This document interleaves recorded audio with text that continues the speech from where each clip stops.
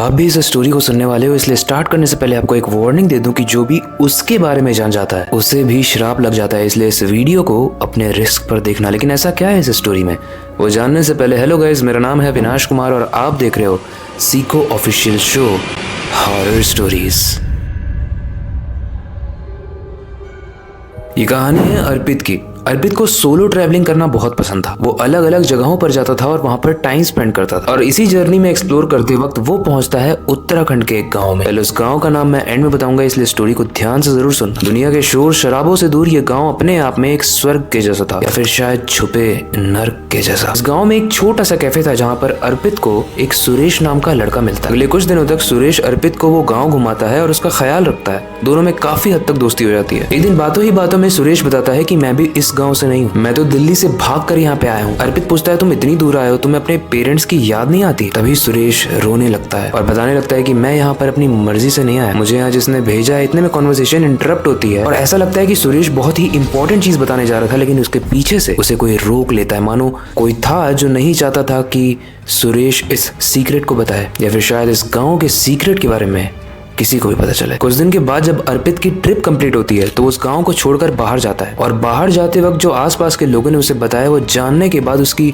जमीन खिसक गई। लोग उससे बात कर रहे थे कि वहां तो कोई गांव है ही नहीं और न जाने कितने सालों से वो खंडहर है। और कैफे तो छोड़ो, वहां पर परिंदा भी पर नहीं मारता। लेकिन हमारी कहानी का अर्पित तो पिछले 15 दिनों से वहीं पर रह रहा था, तो ये सब कैसे हो सकता है? अर्पित को लगता है ये सब झूठ बोल रहे हैं, इसलिए वो इन गांव वालों को छोड़कर पुलिस वाले से बात करने जाता है। लेकिन पुलिस वाले भी सेम स्टेटमेंट देते हैं। अर्पित को बहुत गुस्सा आता है क्योंकि इस केस में वो झूठा साबित हो रहा था।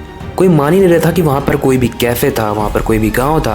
अर्पित बार बार कह रहा है कि मैं भाई उसी गांव से आया हूँ, वहां पे कैफे था और मैं सुरेश से भी मिला था। ऐसे में सब लोग अर्पित पर हंसने लगते हैं और उसे पागल बोलने लगते हैं। तभी अर्पित को एक चीज याद आती है कि सुरेश ने अपने दिल्ली के घर का एड्रेस बताया था अर्पित को। अब अर्पित पता लगाने के लिए सुरेश के दिल्ली वाले घर में जाता है। उस घर को नॉक करते ही एक लेडी बाहर आती है और अर्पित कहता है कि मुझे सुरेश ने भेजा है, मैं उसका दोस्त हूँ। काफी गुस्से में कहती है कि क्या तुम यहाँ पर मेरा मजाक बनाने आए हो? और गुस्से के बाद एकदम से रोने लगती है। इतने में अर्पित कहता है कि आंटी मैं सच में उसका दोस्त हूँ, मैं सुरेश से मिल के आया हूँ। तभी उस औरत ने जो अर्पित को बताया, वो जानने के बाद अर्पित की जिंदगी श्रापित होने वाली थी। वो अर्पित को घर के अंदर ले जाती है और वहां पर एक टंगी हुई फोटो दिखाती है जिसके ऊपर हार लगा होता है। और वो अर्पित से पूछती है यही है ना तुम्हारा सुरेश? इसके बाद वो काफी सैड तरीके से बताती है कि सुरेश मेरा बेटा था जिसकी 5 साल पहले मृत्यु हो गई थी और उसकी मृत्यु की जिम्मेदार भी मैं ही थी। सुरेश को हर वक्त कुछ ना कुछ आवाज आती रहती थी, जैसे उसे कोई अपने पास बुला रहा हो। हर समय सुरेश परेशान रहता था, सोच में पड़ा रहता था, लेकिन जब भी उसे हेल्प की जरूरत थी हमने इस चीज को इग्नोर किया। और जिस दिन सुरेश के 12th का रिजल्ट आता है, उसी दिन सुरेश की एक ट्रक के सामने आने से